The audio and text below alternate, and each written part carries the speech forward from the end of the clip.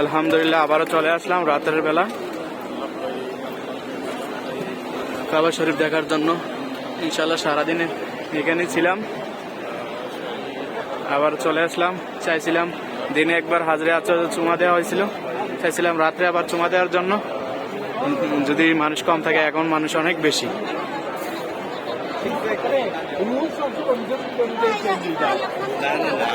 কেন বুঝছো না? আমি তো অ্যারাউন্ড আছি। আমার আর আরান্ডা নেই।